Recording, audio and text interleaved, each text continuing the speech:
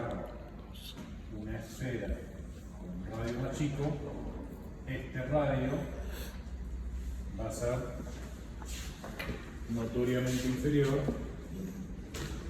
a este otro radio, ¿se entiende? El radio rojo es más chico que el radio azul, ¿estamos todos de acuerdo? Bien, fíjense que cuanto más plana es la córnea, cuanto más plana es la lente, independientemente de la córnea, menos poder óptico tiene. Y fíjense que eso coincide con el radio más grande. Entonces, cuando ustedes hacen una sección de la lente, la esfera hipotética a partir de la cual se segmente esa lente, cuanto menor sea su radio de curvatura, más grande va a ser la curva.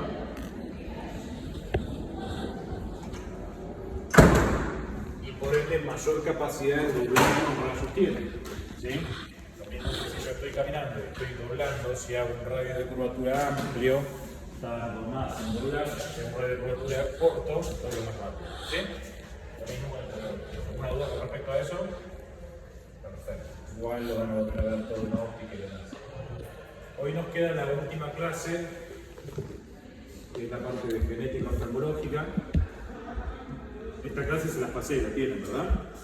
Perfecto. Bueno, la idea con la clase es que tengan un breve repaso de lo que es la genética en general, de lo que son las técnicas genéticas de las cuales disponemos para hacer ciertos estudios genéticos y algunas de las enfermedades que afectan o tienen presentación oftalmológica principalmente los síntomas asociados, que obviamente las van a ir viendo nuevamente a lo largo de la carrera, especialmente cuando vean patología de la retina y demás, pero que ahora está bueno que tengan un pantallazo con los conceptos genéticos a la par. Y luego, bueno, unas perspectivas futuras porque si bien ya hoy la terapia génica, especialmente para oftalmología, es una realidad enfocada a un número muy pequeño de patologías, es muy probable que seamos de los más beneficiados por la capacidad que nosotros tenemos de acceder a las distintas estructuras oculares y cómo la expresión de distintas moléculas va a afectar sobre todo a la funcionalidad de la retina y la presentación de la retina. Entonces, va a ser una clase bastante leída, pero vamos a parar con algunas cosas puntuales que tengan mayor importancia o que tengan duda para el entendimiento. Entonces, los objetivos de la presentación va a ser educar sobre la base genética de las enfermedades oculares, explorar las tecnologías emergentes en diagnóstico en la era de la medicina personalizada. La genética juega un papel crucial en el entendimiento y tratamiento de numerosas condiciones médicas. En oftalmología, el impacto de la genética es profundamente significativo, influenciando desde la comprensión de las enfermedades hereditarias hasta el desarrollo de innovadores tratamientos personalizados. Vamos a ver los avances genéticos y cómo están modelando el futuro de diagnóstico, tratamiento en oftalmología con un enfoque en la educación sobre las bases genéticas, las enfermedades oculares y la exploración de las tecnologías emergentes en el campo. Nuevamente, cuando me quieran parar, me paran y podemos con un detalle. Bueno, básicamente, ¿qué es la genética? La genética es la ciencia que estudia los genes, la herencia y la variación de los organismos. Los genes que se encuentran en nuestras células son las instrucciones que dictan cómo se desarrollan y funcionan nuestros cuerpos. Estos están compuestos por ADN y están organizados en estructuras llamadas cromosomas. En el contexto médico, entender la genética es fundamental para diagnosticar, prevenir y tratar enfermedades, incluyendo aquellas que afectan la salud. Básicamente, ¿qué es un gen? Es aquel pedazo de código genético que tenemos dentro de nuestro ADN que va a codificar para una proteína. ¿Sí? La forma en la cual los genes se manifiestan en la realidad es a partir de las proteínas.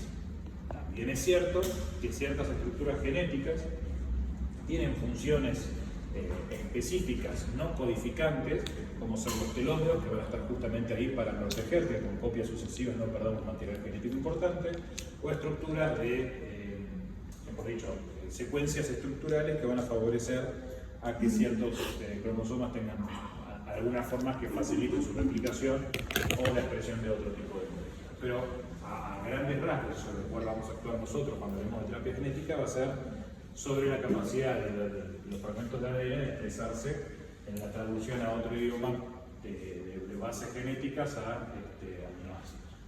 Entonces, conceptos básicos de genética: ADN, genes y cromosomas. El ADN o ácido desoxirribonucleico es la molécula que contiene las instrucciones genéticas usadas en el desarrollo y funcionamiento de todos los organismos vivos y de los virus. Los genes son segmentos de ADN que codifican proteínas específicas esenciales para diversas funciones biológicas. Estos genes están organizados en estructuras más grandes, conocidas como cromosomas, que se encuentran dentro del núcleo de nuestras células. Cada especie tiene un número característico de cromosomas. Por ejemplo, los humanos tienen 46 y viven 23 pares. Y aquí están todos los pares de cromosomas uniditos y presentados. Es lo que es un estudio que se denomina, ¿alguien sabe? Cariotipo. Exactamente. Ese sería el cariotipo de un ser humano normal. ¿De qué sexo? Masculino, que tiene ese cromosoma X y cromosoma paterno. Y acá vemos entonces cómo, creo que la mejor explicación para entender la estructura anatómica, la estructura física del resto de los cromosomas, lo vi en un paper hace 1000 años que ahora ni lo puedo citar, que analizaba que las formas físicas en las cuales los auriculares, por ejemplo, con cable que teníamos antes, si los metemos en un bolsillo, todos tienden a enrollarse, ¿sí? Lo mismo sucede con la gran longitud que tiene una cadena de estas, con el espacio reducido que tiene una célula, sobre todo cuanto más alejado está de una intención reproductiva, donde su citoplasma es más pequeño, su núcleo es más pequeño y los espacios compactos tienden a favorecer espontáneamente que los cromosomas tomen este tipo de conformaciones. Obviamente, a diferencia de los nudos que espontáneamente se crean en un cable largo, en esto encontramos ciertas facilidades que presentan secuencias genéticas con uniones más débiles que permiten ciertas preferencias a nivel de los ligamentos para que tengan estas conformaciones, pero no deja de ser interesante que no escapa a los fenómenos físicos que observamos en lo macro. Conceptos básicos de genética y herencia genética. La herencia genética es el proceso por el cual los organismos pasan características de una generación a otra a través de sus genes. Existen diferentes modelos de herencia, incluyendo dominante, como un gen dominante sobrepasa la presencia de un gen recesivo, y recesivo, donde se necesita una pareja de genes recesivos, o sea, ambas variables del alelo, para expresar las características. Además, existen enfermedades ligadas al cromosoma X que se transmiten a través del cromosoma sexual. Tener estos patrones es crucial en la oftalmología para diagnosticar condiciones como daltonismo y ciertos tipos de cataratas hereditarias. Entonces, bueno, acá vemos los patrones de herencia. Es importante que los conozcan y que pueda aparecer alguna pregunta con respecto a eso, vinculado a que es un autosómico dominante, un autosómico recesivo, ligado al cromosoma X, que se va a manifestar más en varones porque tienen una sola variante del gen, ya sean dominantes o recesivos. ¿Sí? En la versión de cosas. Con respecto a las técnicas de análisis genético, los métodos de análisis genético son esenciales para identificar mutaciones genéticas que permiten llegar a enfermedades. Entre los métodos más comunes se encuentra la reacción de cadena de polimerasa, la PCR, que permite amplificar segmentos específicos de ADN para su estudio, y otra técnica fundamental, mucho más nueva, que es la secuenciación del ADN, que revela el orden exacto de los nucleótidos en un gen, permitiendo detectar variaciones que puedan ser cruciales para el diagnóstico de enfermedad genética celular. Entonces, una nos permite, frente a una secuencia conocida de genes, generar una amplificación en tanto y en cuanto esa secuencia de genes esté presente en las muestras que tenemos, y eso es la PCR, mientras que la otra nos permite secuenciar, por ejemplo, todo el genoma, que son cosas que hoy por hoy se hacen en empresas como 23andMe o todas esas que uno manda una muestra y le dicen qué tendencias tienen sobre ciertos genomas o qué ascendencias tienen con respecto a padres, madres y demás a partir del ADN cariotípico mitocondrial. Y bueno, básicamente la diferencia es esa: cuando ustedes saben exactamente lo que están buscando, con una PCR van a poder amplificar o no la presencia de ese genoma en tanto y cuanto esté, mientras que con la secuenciación van a poder hacer un paneo total del genoma, independientemente que sepan qué es lo que están buscando. Técnicas de análisis genético. En el campo de la genética oftalmológica, las tecnologías avanzadas como CRISPR y la secuenciación de nuevas generaciones nos revolucionan nuestra capacidad de editar genes y secuenciar ADN con alta precisión y a un costo reducido. CRISPR es una herramienta de edición genética que permite corregir mutaciones genéticas de manera precisa, con un potencial para tratar enfermedades oculares. La secuenciación de nueva generación, por otro lado, ofrece una visión detallada y masiva del genoma, facilitando el diagnóstico y la personificación de tratamientos para condiciones oculares. Bueno, interesante esto. El uso del complejo Cas9 nos permite ya no solo identificar un punto dentro de toda la secuencia genómica de un genoma tan grande y complejo como el nuestro, sino cortar sobre ese punto y pegar inclusive secuencias distintas, lo cual facilita muchísimo la edición génica, que básicamente, como si ustedes tuvieran la misma capacidad de seleccionar, cortar y pegar que tiene un documento de Word, pero a nivel de genoma, lo cual es una herramienta súper potente y relativamente nueva, pero que ha permitido las primeras terapias clínicas que se están viendo. Bien, esto, disculpen que está descompaginada de letras porque no tiene la fuente correcta acá en la computadora del monitor, pero en lo que les mandé ahora podrán verlo con mayor claridad. Las técnicas de análisis genético, ventajas y limitaciones. Mientras que las técnicas de análisis genético presentan enormes ventajas como la rapidez y la precisión en el diagnóstico de enfermedades oculares, también presentan limitaciones. Los desafíos incluyen el alto costo de ciertas tecnologías, la interpretación compleja de los resultados y las implicaciones éticas relacionadas con la edición genética. Además existe la preocupación de que las tecnologías genéticas puedan no estar accesibles para todos los pacientes debido a la desigualdad de la disponibilidad de recursos. Esto, sin ir más lejos, ya lo vemos cuando estamos trabajando sobre una cuestión microbiológica, por ejemplo, en la cual podemos tener toda la buena voluntad de tomar una pequeñísima muestra del segmento anterior en una posible endospermitis, donde pedimos PCR para bacterias, hongos y gérmenes comunes, y el laboratorio nos llega aún con él, porque no hay disponibilidad en cualquier lado para hacer eso, por más que sea lo que más nos interesa, porque si sabemos el vector de los genes comunes que estamos, de los gérmenes comunes que estamos buscando, es muy fácil en una PCR amplificar o no, por más que no tengamos la información total de si ese genoma corresponde a un organismo vivo, a un contaminante o a un organismo muerto, que ya ha sido tratado con terapéutica, nos podría indicar, por ejemplo, sobre la presencia de patógenos que nunca es normal, como sea, no sé, la gonorrea que nunca debería ser la cuestión presente. Con lo cual, está bueno contemplar la combinación siempre de técnicas antiguas, como son los cultivos, las siembras y cultivos de microorganismos, con estas técnicas más modernas que nos van a dar un panorama más completo. Obviamente eso estamos hablando de microbiología y no de patologías genéticas, pero son las mismas herramientas y las mismas limitaciones. Bueno, introducción a las enfermedades oculares hereditarias. Las enfermedades oculares hereditarias comprenden un amplio rango de condiciones que pueden ser influidas por uno o más genes. Algunas de estas enfermedades, como la retinosis pigmentaria y el glaucoma, tienen un fuerte componente genético. La identificación de los genes implicados en estas enfermedades no solo ayuda al diagnóstico y manejo clínico, sino también al desarrollo de terapias específicas que pueden mejorar significativamente la calidad de la vida de estos pacientes.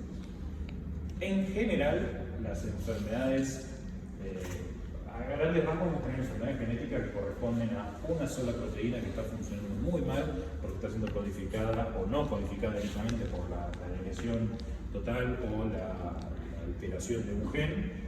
Y esas son las enfermedades ideales para tratar con terapias génicas, porque vamos a tratar una sola secuencia del gen, que podríamos editarla con CRISPR e introducir la orden correcta para producir esta proteína defectuosa o ausente. Con el perro se acabó la rabia. Mientras que hay otras enfermedades, como bien dice acá Osita, la retinosis pigmentaria y el glaucoma, que en realidad tienden a ser una correlación de múltiples genes distintos y en realidad se manifiestan como un gran universo de variantes que pueden todas terminar en el incremento de la presión ocular o en la alteración, sobre todo de los segmentos más periféricos de la retina con la retinosis pigmentaria, con algunas alteraciones asociadas, como ser ya la vamos a ver más en detalle, pero las cataratas subcapsulares posteriores y los edemas maculares. Entonces, es muy interesante lo primero que vamos a empezar a ver, que de hecho es lo primero que ya vimos, porque tenemos un disponible para tratar una lesión de una sola proteína. Lo primero que nos vamos a encontrar son esas terapias que son hiper caras, hiper específicas, pero que al paciente que le llegue ese tratamiento le cambia la vida, versus otras que son mucho más complejas, donde tendríamos que estar actuando sobre una multiplicidad de genes para los cuales lamentablemente hoy no tenemos una mecánica directa de vectorizar y hacer el target justo a toda la batería de alteraciones que tiene, por ejemplo, la retinosis. Genética de enfermedades oculares, parte 1, vamos con retinosis pigmentaria puntualmente. La retinosis pigmentaria es un grupo de trastornos oculares genéticos que afectan a la retina y causan la pérdida progresiva de la visión. La enfermedad puede ser causada por mutaciones en varios genes diferentes que se pueden heredar en modos autosómicos dominantes, autosómicos recesivos o ligados a la X. Fíjense que en realidad la retinosis pigmentaria termina siendo el camino caminito final que tiene un conjunto de patologías distintas. El diagnóstico genético puede solo identificar la mutación específica involucrada, lo que es crucial para el asesoramiento genético y las futuras opciones de terapia. Futuras. En el glaucoma es una de las principales causas de ceguera en el mundo y tiene un componente genético significativo, especialmente en las formas como el glaucoma primario de ángulo abierto.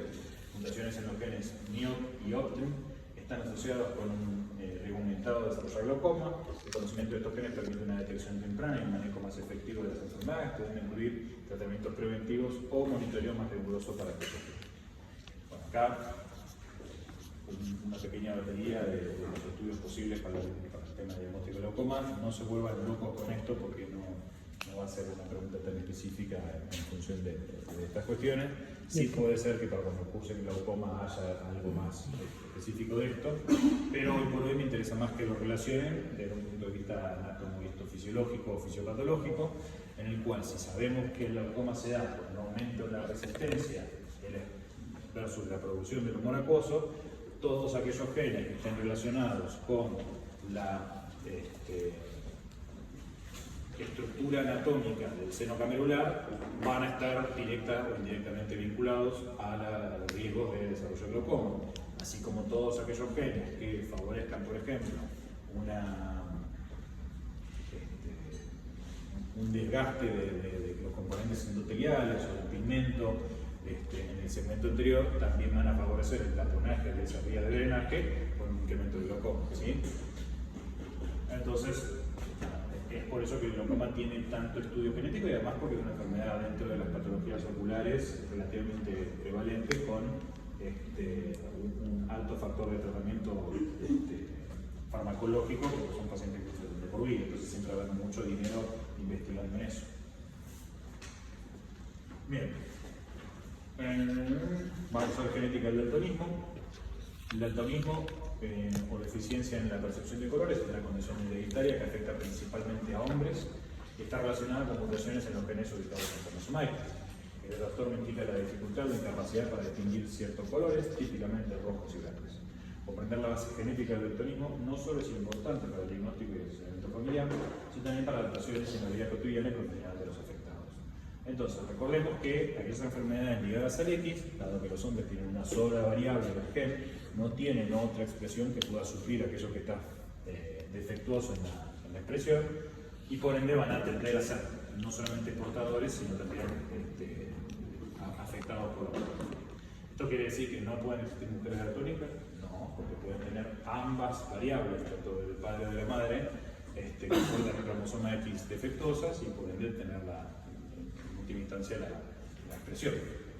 El caso es que en ese sentido necesitarían tener, en el caso de los hombres, aún si tuvieran una sola variable de tipo recesiva, como es lo único que hay disponible, aún así manifiestan fenotípicamente la enfermedad. Y bueno, acá tienen la cuestión de la clasificación protanopía, corresponde a la ausencia de los fotorreceptores para el color rojo, y por ende tienen solamente percepción del azul y el verde, que el verde lo tienden a ver más de tonos amarillentos como todo el resto.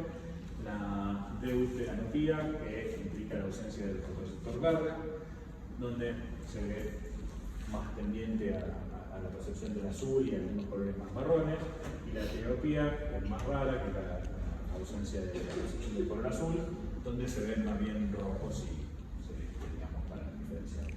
Como técnica general y subjetiva para el diagnóstico de las alteraciones de la percepción del color, tenemos el Peri Ishihara, donde si nosotros retroveamos, ¿alguien no ve 74?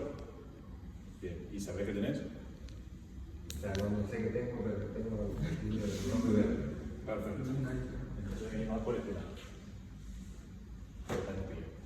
Y justamente lo que les va a decir es que lo que ve son un montón de circulitos y no llega a ver ningún detalle, porque justamente los círculos no están sugiriendo en ningún momento el patrón del número, y la ausencia de ese fotorreceptor le está impidiendo ver la diferencia entre el rojo y el verde.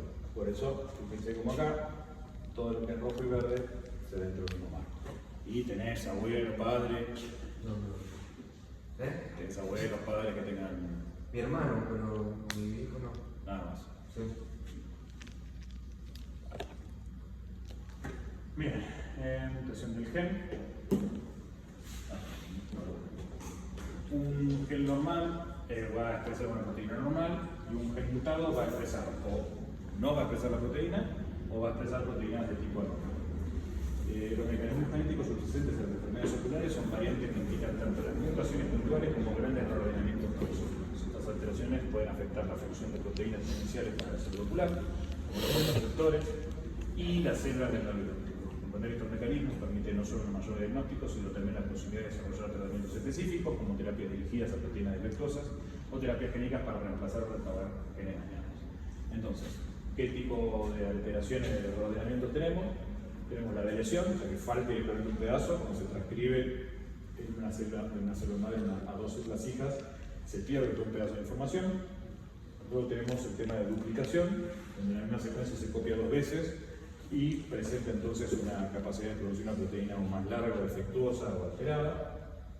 Y luego una inversión, donde en la misma secuencia se copia, pero se copia dos veces. Y eso hace que, lógicamente, la secuenciación de la proteína se alterne siempre.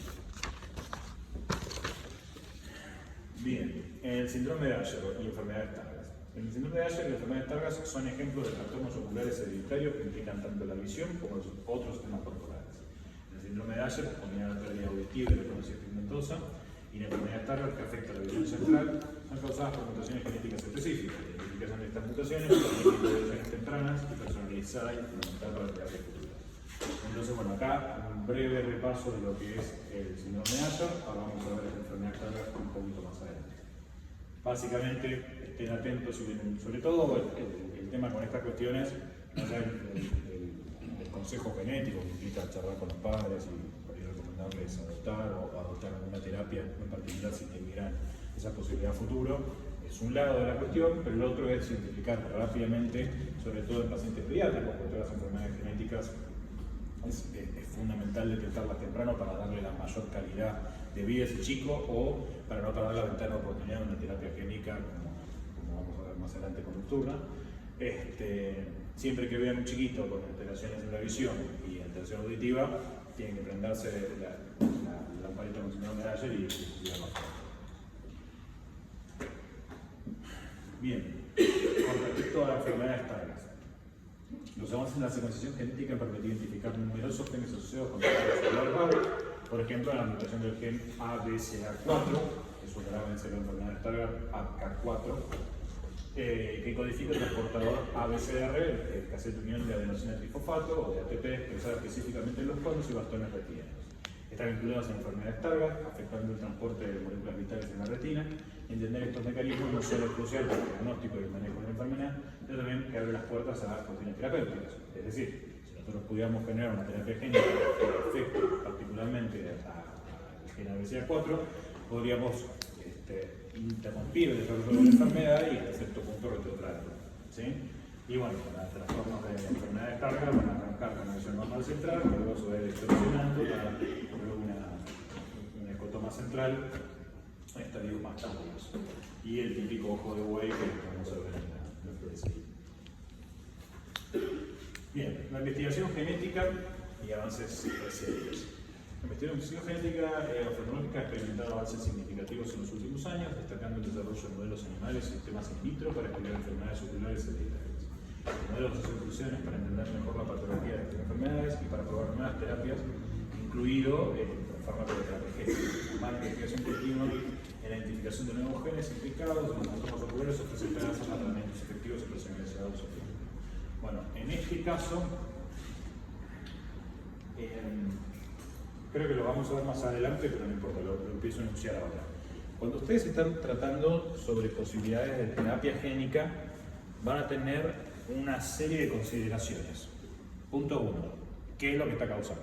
¿Sí? O sea, ¿cuál es el gen que está alterado y de qué forma está alterado? Ya sea porque no está bien el gen, porque está duplicado, porque está invertido, porque está, o porque está totalmente borrado. Y si eso se manifiesta en la síntesis inapropiada de una proteína, ya sea en cantidad o en estructura, y que eso no esté funcionando correctamente. Una vez que identificaron cuál es el gen que está actuando mal, tenemos que ver qué características tiene ese gen. ¿Es un gen chiquito y fácil de corregir? ¿O es un gen muy grande, lo cual plantea una serie de complicaciones puntuales con respecto a la facilidad de corrección. Y por otra parte, el órgano que está siendo afectado, bueno, en el caso del ojo, la parte del ojo que está siendo afectada, ¿es pasible de ser intervenida con un vehículo que transmita la información correcta para corregir ese tipo de gen, o está aislada de alguna forma? ¿Sí? Entonces, por ejemplo, si ustedes tienen el caso ideal de tratamiento de terapia génica, sería un gen que codifica a una sola proteína, que es cortito, con una instrucción limitada,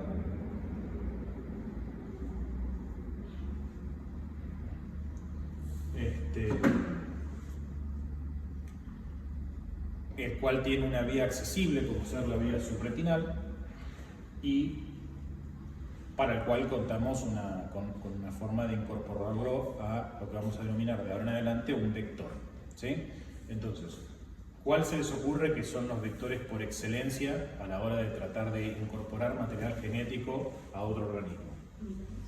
¿Cómo?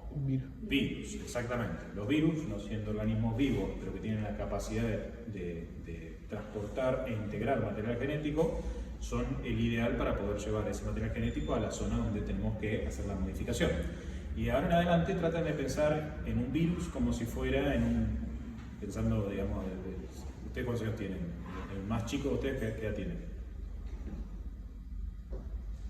Vamos, que se autoperciba más chico, ¿qué edad tienen? 47. 25. Bueno, 27. Posiblemente ustedes no hayan llegado a usar, capaz que al primario llegaron a usar los disquetes, ¿sí? Los discos 3,5. Bueno, de ahora en adelante, bueno, las próximas generaciones que vengan probablemente ya no puedo usar esta metáfora o esta alegoría, pero ustedes todavía la van a entender. Acuérdense que antes, por ejemplo, querían instalar un sistema operativo como el Windows y venía en una caja gigante con 20 disquetes y uno tenía que estar poniendo el disco 3,5 a 1, luego poner el 2, luego poner el 3, luego poner el 4. Eso era mucho más difícil de instalar que aquel que agarraban en un solo disquete, se entraba todo el juego, o el archivo de Word, o lo que fuera la tarea, que lo ponían y ya estaba todo completo, ¿sí? Entonces, los genes cortitos pueden ser empacados dentro de un solo vector, o sea, una sola partícula viral es capaz de recibir toda la cantidad de bases necesarias para corregir esa proteína que están teniendo que modificar, ¿sí? Si en cambio la proteína, supongamos que el vector le entran 100 pares de bases y el gen que tienen que corregir tiene 120 pares de bases, ya es complicado, porque van a necesitar dos disquetes, es decir, dos vectores distintos que tengan toda esa información, y no solamente necesitan dos, sino que necesitan que la integración aleatoria de esos vectores sea secuencial, es decir, que primero ingrese el que tiene la primera parte del texto y que después ingrese el final, si no la historia la van a tener al revés. Y ni les digo cuando requieren 3, 4, 5 vectores distintos y que esos se integren en la parte correcta del genoma y con la secuencia correcta. ¿Estamos? Entonces luego, una vez que identificaron tienen vectores suficientemente grandes como para incorporar secuencias suficientemente útiles para preparar aquel gen, los han podido empaquetar de una forma farmacodinámicamente estable. Luego está la posibilidad de, bueno, ¿qué pasa? ¿El proyecto en el ojo ya está? ¿O lo tengo que llevar particularmente a una serie de células, como son las del epitelio pigmentario, para poder corregir la proteína alterada? Me interesa que la proteína alterada esté en el genoma que corresponde al dedo gordo del pie, o vale solamente la pena aplicarlo en aquel lugar donde esa proteína defectuosa debería expresarse y no se está expresando. Y estas son todas las consideraciones que hacen que una terapia génica pueda llegar a ser plausible y en última instancia efectiva, siempre cara. Genética de enfermedades oculares, parte 2, futuras direcciones de investigación genética oftalmológica. El futuro de la investigación en la genética oftalmológica es prometedor y se dirige hacia la personalización aún mayor en el tratamiento de las enfermedades oculares. Con el avance de la secuenciación genética y la edición genética, esperamos ver tratamientos que no solo alivien los síntomas, sino que también aborden causas subyacentes a las enfermedades. Además, la integración de grandes bases de datos genéticos y el análisis mediante inteligencia artificial prometen acelerar el descubrimiento de genes relevantes y la comprensión futura en función de la salud visual. Vamos a ver más detalles. Implicaciones clínicas de la genética oftalmológica. Diagnóstico. El diagnóstico genético en oftalmología ha revolucionado la manera en que abordamos las enfermedades oculares, permite identificar con precisión las mutaciones genéticas responsables de diversas condiciones, lo cual es fundamental para la personalización del tratamiento y la prevención de la progresión de la enfermedad. Este diagnóstico se realiza a través de métodos de secuenciación genética que puede detectar incluso variaciones sutiles en los genes que pueden predisponer a individuos a enfermedades genéticas o no. Bueno, este quizás fue el proyecto más clave, o por lo menos más bisagra en lo que es el nacimiento de la genética moderna, y fue el tema del proyecto de genoma humano. El proyecto de genoma humano, si no me equivoco, se desarrolló en el 94, 95, si no me equivoco, donde fue la primera vez que, ya habiendo secuenciado genomas más simples, pudieron por primera vez secuenciar todo el genoma humano, que básicamente nos permite tener toda a nivel de la base de nucleótido, la instrucción completa para desarrollar un ser humano. Hoy por hoy las secuenciaciones, ese proyecto tomó muchísimo tiempo, y por hoy la secuenciación de un genoma humano se hace por menos de $100 con un hisopado en una de las tantas empresas que existen, y quizás con fines más recreativos, como saber qué porcentaje de vikingo tenés en tu sangre. 2% de peso.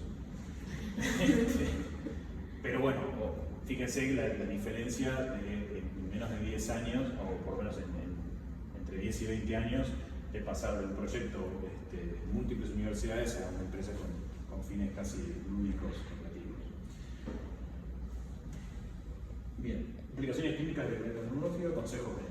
El consejo genético es un componente esencial en el manejo de las enfermedades oculares hereditarias. Bueno, volviendo a esto, con respecto al diagnóstico, el hecho de que podamos secuenciar el genoma de ustedes a partir de una sola muestra nos permite saber exactamente todas las bases que tienen y todas esas fallas que esas bases representan en función de una librería diagnóstica que tenemos que ir asociando para cada vez enriquecerla más. Entonces, eso mismo que antes se podía hacer con un solo ser humano durante años de estudio, hoy se puede hacer en un solo día para cada humano que lo necesite y que lo pueda pagar, y nos permite tener ya una predisposición de todas las enfermedades genéticas, no solo las oftalmológicas. Por eso la batería diagnóstica se nos abre mucho más, hasta el punto que hoy podemos decirle a un montón de gente: mirá, tenés tal y tal cosa, le va a pasar tal y tal otra, y qué puedo hacer, cuídate y rezá porque aparezca una solución más adelante. Pero el hecho de ya tener esta biblioteca está más que interesante, entre otras cosas, por esta cuestión del consejo genético. El consejo genético es un componente esencial en el manejo de enfermedades oculares hereditarias, proporcionando a los pacientes y sus familias información vital sobre las implicaciones de los diagnósticos genéticos. Este proceso incluye la discusión sobre la probabilidad de desarrollar o transmitir una enfermedad, las opciones de tratamiento disponibles y las decisiones de planificación familiar. El consejo genético ayuda a los pacientes a tomar decisiones informadas respecto a la salud ocular y a su futuro. Básicamente, ¿qué es el consejo genético? Es agarrar, si papá tiene una variante recesiva y mamá tiene una variante recesiva, no tengan hijos. ¿Sí? Es así de feo y es así de limitado como podemos hablar en estos términos, en por lo menos la parte diagnóstica de la genética y terapéutica. La clave va a ser que ustedes o sus generaciones, las generaciones futuras, en vez de optar por las opciones restrictivas, puedan tener opciones regenerativas y curativas. El tema es, una vez que tengamos las opciones regenerativas y curativas, ¿dónde está el límite? Si podemos hacer que un chiquito que tenga una tendencia grande a la condroplasia, por ejemplo, por las características de sus padres, y podemos limitar eso, dejan de existir los enanos acondroplásicos. Pero quizás también tenemos la idea de que el chico tenga ojos celestes porque facilita sus chances reproductivas en el país libre, que hay pocos chicos con ojos celestes, o quizás lo queremos que sea más inteligente o más rápido, va a empezar a jugar entre cada padre y decir: sí, pero más inteligente. Por ejemplo, quiero que mi hijo tenga los ojos celestes, y la verdad no me interesa. Pero si tengo la posibilidad de darle a mi hijo una mayor sensibilidad, por ejemplo, a ciertos aspectos de la luz, o a ser más inteligente, y el hecho de que yo no lo pague lo condiciona a ser el más eficiente en ese ámbito en el futuro, ¿a dónde está la cuestión ética? Entonces, todas estas cuestiones van a empezar a aparecer de cada vez de una forma más fuerte, y vamos a ver de qué forma genética, perdón, qué forma ética podemos abordarlo. Pero como ejercicio es interesante. Bueno, implicaciones de la genética. La terapia génica presenta un horizonte prometedor en el tratamiento de las enfermedades oculares hereditarias, utilizando vectores virales para introducir genes correctivos en las células del ojo. Esta técnica puede potencialmente restaurar la función visual en condiciones como la amaurosis congénita de Leber, tratada con Luxturna, y retinosis pigmentaria, aunque todavía en etapas relativamente tempranas de desarrollo. Los ensayos clínicos han resultado alentadores con posibilidad de curas para algunas enfermedades. Y vamos a ver si podemos ver esto.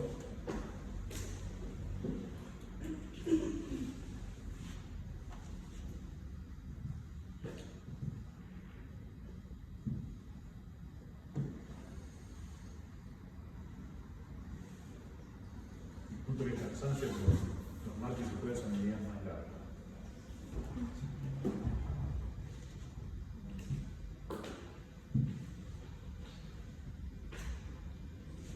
Hello, and welcome to our webinar on inherited retinal diseases. This webinar will provide an in-depth explanation on the genetic underpinnings of retinal diseases and highlight the influence of gene therapy, specifically the recently approved Luxturna, in treating these conditions.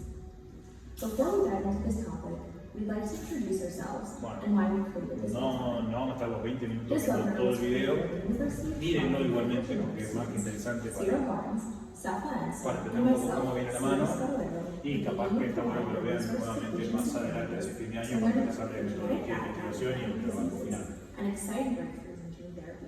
Pero me gustaría ver si les puedo mostrar. A ver si hay una parte de la cirugía. Sí. Bueno, Luxturna básicamente tiene todas las características óptimas que habíamos hablado para una enfermedad genética tratable. ¿Sí? Hay una patología identificable, que es la amaurosis congénita de Leber, que se debe a la alteración en la síntesis de una única proteína. He causes the breakdown of photoreceptor cells. These cells are in the retina and are level.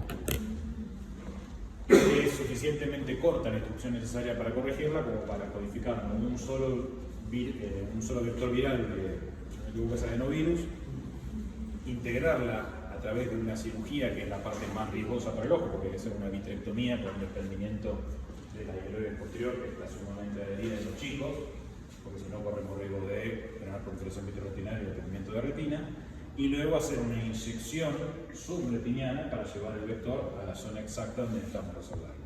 Pero la cuestión es que es 100% curativo. Sale $500.000 por ojo, por lo menos salía eso hasta hace poco. Y justamente en estos chicos, bendecidos ellos, pasan de tener una condena en la ceguera a tener una vida total y completamente normal. Tanto en cuanto se depende de la retina, en catarata, o todas las complicaciones secundarias que tenemos hoy por hoy con el tema del tratamiento en el niño.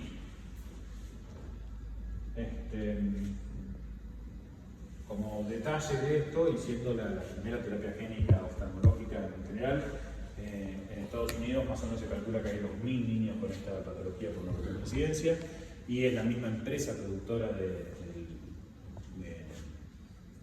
Luxturna la que se encarga de tratar de detectarlos y favorecer los financiamientos de sus tratamientos, siempre con los mismos cirujanos que son los tipos más capos de los capos de Estados Unidos, que laburaron con concordancia con el laboratorio para justamente no agregar el factor del error del cirujano o la curva de aprendizaje en el pronóstico final de estos niños, que reciben una cuestión carísima y que justamente tratar de evitar la iatrogenia lo máximo posible. Bueno, no vamos a ver toda la cuestión de esto. Sí les recomiendo que lo vean en casa, que tienen el mismo link, así podemos avanzar un poco más sobre esto y no voy a avanzar. Pero sepan que ahí abajo tienen el tema de YouTube. Pero una cosita interesante, a mí siempre me llamó la atención el tema de los nombres de los medicamentos genéricos, y siempre entendí que la forma más fácil de estudiar farmacología es entender de dónde surgen los nombres de las moléculas. Si uno pudiera entender a qué se refiere el nombre de una molécula, por ahí puede entender muchas características comunes de esas moléculas, como por ejemplo cuando estamos hablando de anticuerpos monoclonales, si el nombre de la molécula en genérico termina con MUMAB, está queriendo decir que es una adaptación de anticuerpos monoclonales murinos de ratones, por ejemplo. Entonces, como concepto, por ahí es el primer nombre de terapia genética que lo están viendo, y nada, presten atención que por ahí el día de mañana el tema de entender exactamente de dónde sale cada parte de la configuración del nombre les va a hacer entender rápidamente, por ejemplo, de qué vector se trata o de qué familia de terapia génica están hablando. Hoy por hoy, como es un ND1, tampoco hay mucho para declarar, pero bueno, estaría bueno ver también alguna fuente bibliográfica que explique un poco más el origen de la nomenclatura en esto, que es algo completamente distinto, porque a diferencia de una molécula sencilla como ser un ácido acetil salicílico que está explicando que tiene un grupo acetato terminado con un salicilato y que tiene un pH ácido, pasando por la configuración de una molécula de una expresión única de un clon como ser un anticuerpo monoclonal. Acá están hablando no solamente de eso, sino de un gen que está integrado dentro de un virus y que tiene que ir a un lugar específico para tratar una deficiencia.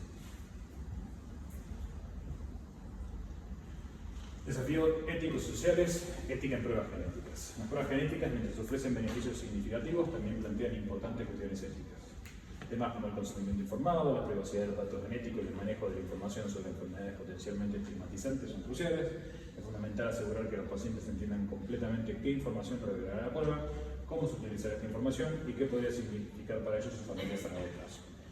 Esto ya ha sucedido con algunas empresas, creo que 23andMe tuvo un data breach enorme, donde los datos genéticos completos de millones de personas han sido filtrados y uno no sabe qué implicancia puede tener esa información en un futuro. Pero literalmente esa información es suficiente como para hacer una copia de cada uno de los usuarios de esa plataforma. Yo la que usé era... ¿cómo se llamaba ahí? Era más que nada de ANSI, creo que era. Desafíos éticos y sociales del impacto social. El diagnóstico genético puede tener profundas implicancias sociales, relaciones sociales para los pacientes y sus familias. La revelación de una predisposición genética a enfermedades oculares puede afectar la percepción de sí mismos y de su futuro, así como decisiones sobre planificación familiar y carrera. Además, el acceso desigual a la genética avanzada debido a diferencias socioeconómicas puede ampliar la brecha de desigualdad en la salud. Es esencial abordar estas cuestiones para maximizar los beneficios de la genética oftalmológica mientras se minimizan sus posibles daños. Bueno, esto es un poco lo que planteaba éticamente de quizás todos los que sean de clase alta puedan desproporcionadamente acceder a un beneficio genético para sus hijos que los haga terriblemente superiores intelectualmente a cualquier otra clase social, y eso implique una subespecie que tenga no solo el acceso restricto a grandes fortunas, sino a vidas más largas y a mayor intelecto, por lo cual se convierte en una competencia desleal con el resto de la humanidad. Si va a pasar, va a pasar. Así que traten de ganar el mayor dinero posible, por lo menos para ganarle a sus nietos que posiblemente tengan que convivir con estas posibilidades, con estos dilemas éticos. Ojalá tomen las mejores decisiones y que Dios los cuide. Medicina personalizada. La medicina personalizada, impulsada por avances en genética, promete tratamientos más efectivos y adaptados a la genética individual de cada paciente. Sin embargo, esta personalización también conlleva desafíos éticos como el potencial de discriminación basada en información genética y las complejidades de manejar expectativas cuando las opciones de tratamiento son limitadas por estos factores genéticos. Es crucial desarrollar políticas que protejan contra la discriminación y aseguren que los avances en medicina personalizada beneficien a todos los pacientes independientemente de su background genético. Todas estas cuestiones no son más que expresiones de deseo. Ya hay algunas cuestiones de modificaciones genéticas, supuestamente hay casos muy reconocidos en China de niños que son inmunes al HIV, si tuvieron información al respecto. Bueno, ya hay ciertas cuestiones que escapan totalmente a la buena voluntad que uno puede plantear más positiva, pero no deja de ser interesante la contemplación de los factores éticos y pragmáticos que surgen a partir de esto. Implicaciones clínicas de la genética oftalmológica, caso de estudio. Vamos a explorar varios estudios de casos que demuestran el impacto de la genética en el diagnóstico y tratamiento de enfermedades oculares. Estos incluyen casos donde el diagnóstico genético preciso permitió intervención temprana que han salvado o mejorado significativamente la visión de los pacientes. Además, discutiremos casos de terapia génica donde por primera vez se han podido corregir eventos genéticos subyacentes, ofreciendo mejores tres ejemplos que quise meter acá en la presentación, como para hacerse una idea de, ya sea en el presente o en el futuro, posibles terapias que van a indicar o recibir ustedes.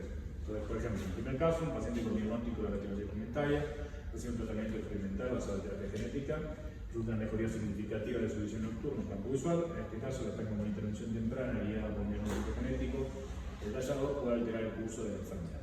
Entonces, vamos a tener casos donde identificamos una patología que a día de hoy, y en la época en que mis maestros se formaron, es una condena a la ceguera, y una intervención temprana puede hacer toda la diferencia en realmente un porvenir en un chico que pase de ser discapacitado visual a ser una persona totalmente normal.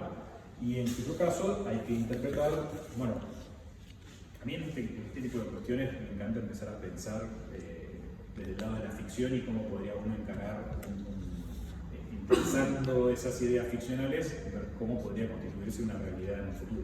Por ejemplo, supongamos que tiene un chico que va a ser ciego y que como ciego tiene una capacidad de trabajo sumamente limitada. El hecho de intervenir tempranamente sobre estos chicos hace que ese chico tenga toda una capacidad de laburo que de otra forma no hubiera tenido a lo largo de lo que dure su vida, digamos 40 o 50 años laborales. Si ese chico no lo pudiera pagar en el momento, tendría sentido por ejemplo una empresa que le ofrezca a la familia en un principio, pero el chico, al individuo humano en la mayoría de edad, el resto de su vida, pagar un porcentaje de su sueldo en función de cubrir el tratamiento, podría ser una alternativa terapéutica a financiar tratamientos costosísimos, por ejemplo, porque literalmente si no lo hace, se queda ciego y no va a poder generar dinero, por lo menos de la forma que la mayor parte de los videntes pueden ver sobre los videntes. Es parecido, no sé si vieron la temporada nueva de Black Mirror. ¿Vieron el capítulo de la pareja que ella tiene una CB? Bueno, sí, le ponen el chip que tiene que estar pagando todos los meses, porque si no, pierde la función cortical. Pero si no, se queda muerta. Todo esto lo charlaba con mi mujer y decía, no, mirá que bárbaro. Sí, pero vivió más tiempo que su pareja. No, bueno, pues mirá lo que tuvo que hacer la pareja para financiar el tratamiento, no quiero spoiler nada. Clavitud, perdón, futura. Pero, piénselo. Segundo caso. Un niño con una mutación en el gen ABCA4, indicativa de enfermedad de Stargardt, tratado con modificadores de la expresión genética ralentiza la progresión de la enfermedad, un enfoque preventivo de la importancia de detección temprana e intervención en pacientes con perfiles genéticos.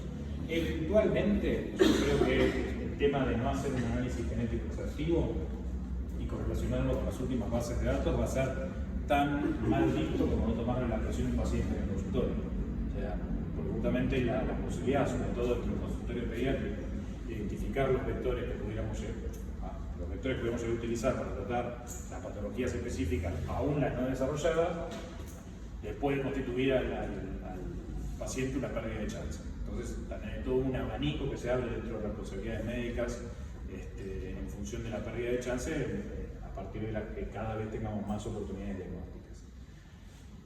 Todavía esto está muy por verse y lo primero que van a encontrar son las mismas empresas, como fue en el caso de Lucturna, con la manosis congénita de Leber, que salen ellos mismos a buscar los pacientes y ellos mismos a buscar el financiamiento porque permite no solamente recuperar su inversión en esta primera intervención, sino juntar casuística que les permita luego aplicarla a nuevas patologías sobre las cuales ya están trabajando en desarrollo. Bueno, en tercer caso, un adulto con glaucoma de ángulo abierto, identificado mediante análisis genético que reveló mutaciones en el mío, se somete a seguimiento más riguroso y a un tratamiento preventivo adaptado. Este manejo personalizado a un perfil genético con una intervención más eficaz, evitando la producción de celular. Fíjense esto. ¿Cómo se diagnosticaba el glaucoma antes? Sí, estaba ciego ya. No. Estar ciego ya llegaste tarde, pero diagnóstico. Casi, disminución de ciego la no va a saber si fue glaucoma o otra cosa. Lo primero que se empezó a desarrollar fue la campimetría. ¿Sí? No la campimetría computarizada, sino tener un telón, ¿sí?, puesto a una distancia en la cual correspondiera a tantos grados de ángulo de visión del paciente, y un tipo vestido de negro, con un palo negro, con un puntito blanco, empezaba a moverlo y a ver, che, lo veo, no lo veo, y ahí una hora dibujando la mancha ciega del paciente. ¿Sí? ¿Saben? Bueno, luego eso se automatiza, más allá de la evaluación directa del nervio óptico, y luego encontramos iteraciones más novedosas con mayores tecnologías, como ser la radiometría automatizada y computarizada, o también el análisis del nervio óptico con tomografía de coherencia óptica, con análisis específico de los espesores de capas de acciones nerviosas y la cuantificación objetiva y no subjetiva del aumento no de la excavación. A lo que voy con todo esto es una alteración hoy por hoy de un campo visual, por ejemplo, corresponde a qué porcentaje de la capa de fibras nerviosas alterada. ¿Saben? O sea, ¿cuánto se tiene que alterar la capa de fibras nerviosas para que nosotros empecemos a detectar algo en capimetría? Es un montón lo que tiene que alterar para que se empiece a alterar el campo visual. ¿Sí? Estamos hablando de arriba del 50 o del 80% de, por lo menos que tenga un grado de afectación, no de pérdida total, pero de afectación. Las OCT más modernas son mucho más sensibles y empiezan a detectar alteraciones mínimas, no solamente por contar con la comparación con bases de datos para personas de igual edad, sexo y raza, sino también porque nos permite comparar un paciente hoy versus un paciente futuro teniendo la misma medición con la misma máquina. Bueno, lo que estamos hablando de acá es la potencialidad de poder detectar, aún en un adulto joven que no ha expresado ninguna alteración, o sea, no ha perdido ni un solo axón de la capa de fibras nerviosas, a través del diagnóstico genético y con un seguimiento y quizás una terapéutica mucho más temprana que permita evitar completamente el daño del glaucoma. ¿Se entiende? O sea, el diagnóstico totalmente subclínico solamente por la expresión y predisposición genética. Entonces, estos son ventanas sobre las cuales, sin necesariamente tener un vector viral que inyectemos dentro del seno camerular y modifique la estructura porque expresa ciertas proteínas, etc., ya nos permita, con las mismas ventajas, con la misma disponibilidad terapéutica actual, frente a una condena genética que podemos identificar, actuar sobre un paciente que de otra forma tendría que empezar a sufrir daño para que nosotros podamos empezar el diagnóstico. ¿Sí? Bien. Innovaciones recientes en terapia genética. Bueno, la terapia genética está emergiendo como una de las áreas prometedoras en nuestra oncología, con varios ensayos clínicos en curso que muestran resultados positivos en el tratamiento de enfermedades hereditarias del ojo. Estas terapias no solo apuntan a aliviar síntomas, sino también a corregir causas médicas subyacentes, ofreciendo potencialmente curas duraderas para trastornos premoleculares. Futuro y avances tecnológicos, innovaciones recientes en terapia genética. Recientemente, investigadores han desarrollado nuevas técnicas de entrega de genes que ingenierían la eficiencia y seguridad de la terapia genética. Estas innovaciones incluyen vectores virales optimizados, sistemas de entrega no virales que minimizan los riesgos y maximizan los beneficios de la terapéutica para los pacientes.